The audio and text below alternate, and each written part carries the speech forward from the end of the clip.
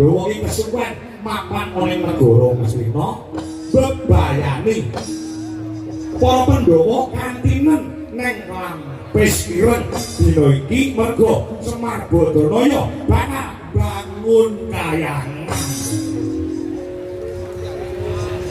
Ragate saka ngendi Petro? Monggo golek dana saiki entek mergo mikragati MBD.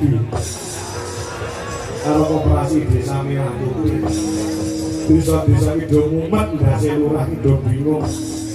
Untuk dintene nggih ngopeni cah-cah sing sekolah. Aku lho ki apa boten ngertos. Pak menika mboten paham. Bapak ngendika malih. Kantinen para Pandhawa Pandhawa ning Lampis Ireng nyekseni anggone Semar bangun kayangan sing angka loro. Aja lek suwi-suwi mapan ana ning negara Ngastina nek nganti niku para Pandhawa kesuwen ning negara Ngastina bakal ana kedadean wong bodho ngaku pinter nek ora prayekno ora hati-hati sing pinter iso.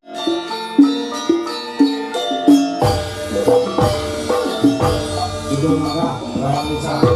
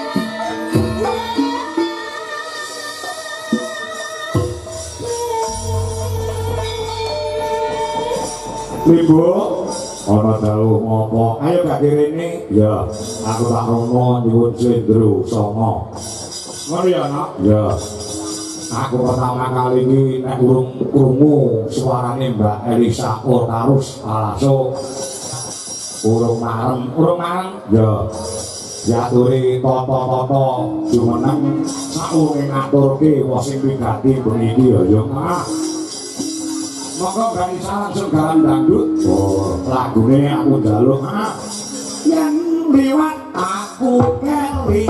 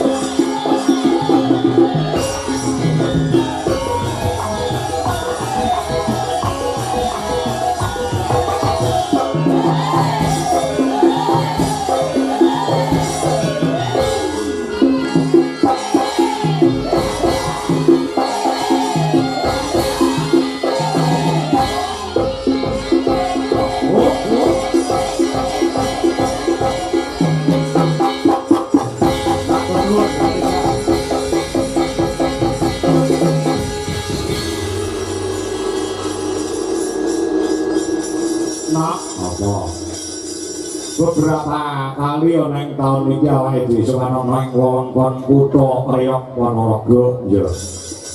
Wiwit nalika ana ing Prajekan ya. Terus ana ing Maguan oh iya wingi durung suwe sowan ana ing Ngadisanan ya. Terus iki sowan mrene ya.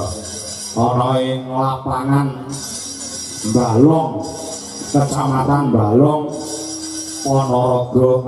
Setelah saya amati dan saya saksikan beberapa kali saya pentas di Ponorogo, penonton terbanyak adalah pecah rekor pada malam hari ini. Kula tepuk tangan untuk masyarakat Balong yang hebat.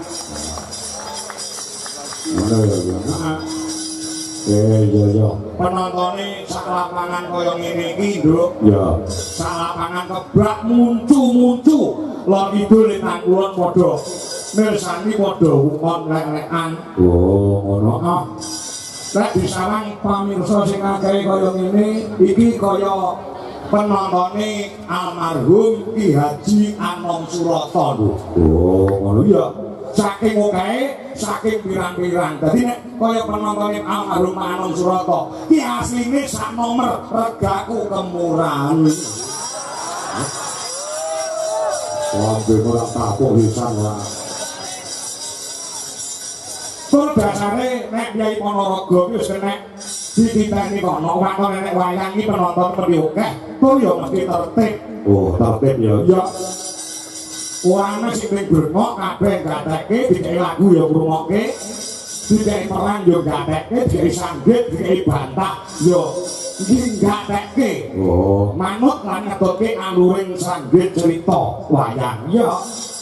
Oh, ngono ora nek kok sing bengok. Ayo ndang musik, ndang lagu. Lah nek Nduk Ponorogo iki biayane andhap asor tur duweni budi pekerti sing luar biasa kok. Oh, ngono ya. Apa ya kowe tau nemoni penonton sing brutal? Tau. Ora tak omongne nggone kok ndak tersinggung. Oh, pokoke ning Jalan Timur ya. Ngono. Arep mlebu liburan penonton ning mburi kene iki wis mendem kae. Karo gobloke kene ae padahal cindene nang ditune aja kesuwen bomo ae. Enek lho. Oh, nek kene ora enek nek kene gatekne kabeh disuguhi apa-apa didahar mari basane cara panganan. Ana sing luwih parah meneh lho. Apa iya? Iya, mbok menawa dalang sak donya iki sing makoni paling parah tumrap penonton aku. Parahe piye? Apa enek rokoke dalang tak dicolong penonton iki ora aku kae. Oh, kuwi kedadian tenan, kedadian tenan. Iki kanca-kanca Wiyoga utawa Panjak nek cara Ponorogo saksine lho. Aku anggere ngomong ngene iki ya pas liburan ngene iki. Anggere pas ngomong lah kok kuwi tak dokok tengen dalang ngene iki tumpuk papat. Lah kan gak ngomong kok mburi kelir tangane mak srodong ngono dikok rokokku. Oh, heeh.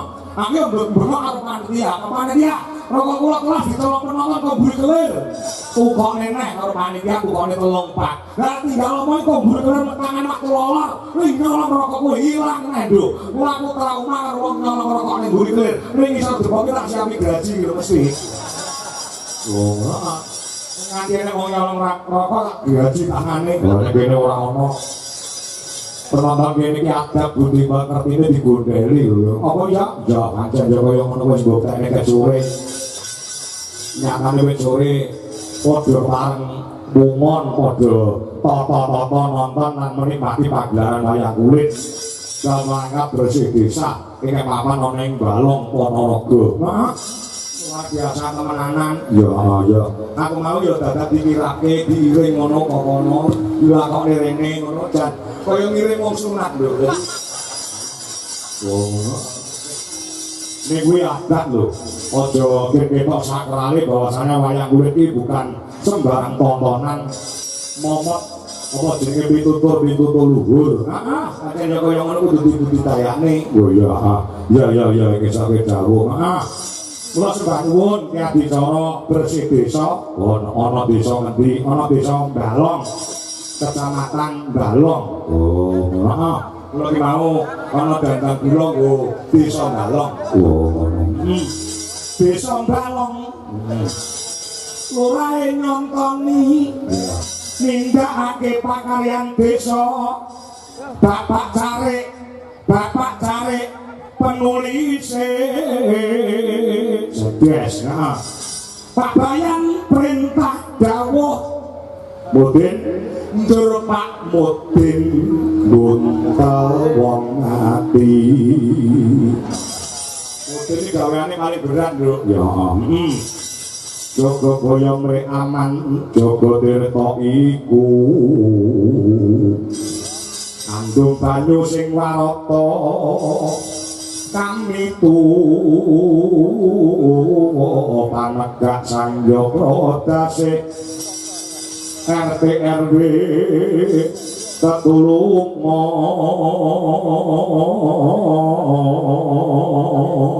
ya dadak gula go desa Galong isih ana dadak gulane sik desa Iman judule desa Iman lurahe ngimami ya kami tuwa nuthuk kentongan mudin wis ta cari adan sakomate Pak Bayan ngisi banyu kanggo srana tirta suci kudu lho ya jaga boyo mrih tata mudin tukang nyapu musala ganjarane gedhe ya jaga tirta nata kloso Pak Kyai ne saben dina nuntun ngaji Pak Gombalong insyaallah selamat dunya akhirat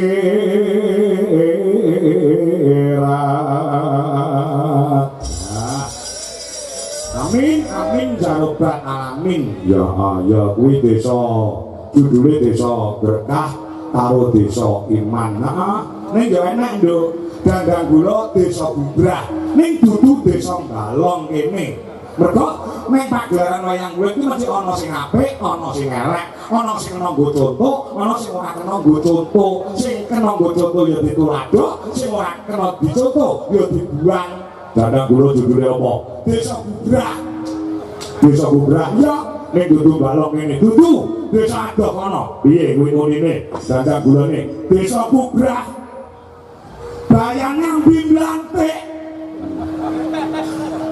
kami tuwon dek kemimbok rondo Bubrah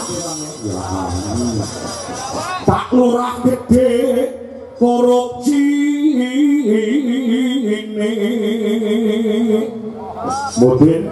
mudin ngatangi bakul Bubrah ya Joro Pak RT Jermain Remi tarik mabuk-mabukan Jogoboyo dukun lagi Jogo Tirta dadi germo ya rusak desane Mbok Nyai malah nganake duit mati nyemplung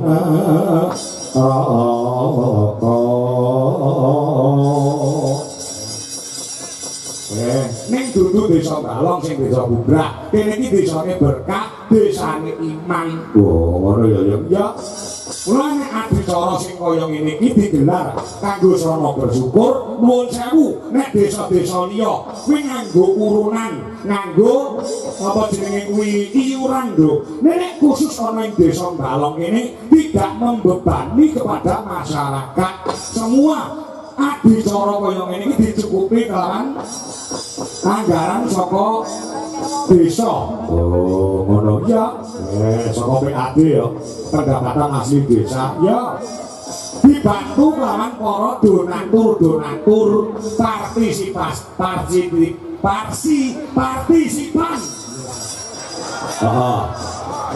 donatur masyarakat desa Balong ana sing bantu 1 yuta, ana sing 2 yuta, ana sing 5 yuta digabungke lawan PAD utawa pendapatan asli desa. Yo kasane iso ndelok kabudayan sing kaya ngene, masyarakat ora kon urunan, mung karek kon rawuh, kon mirsani wayang, kasane nganggo srana tirakatan, melek-melekan ana ing sasi sura, ngiras pantes nyuwun marang purbane Gusti Kang Maha Kawasa Gusti Allah Subhanahu wa taala kanthi bersih desa.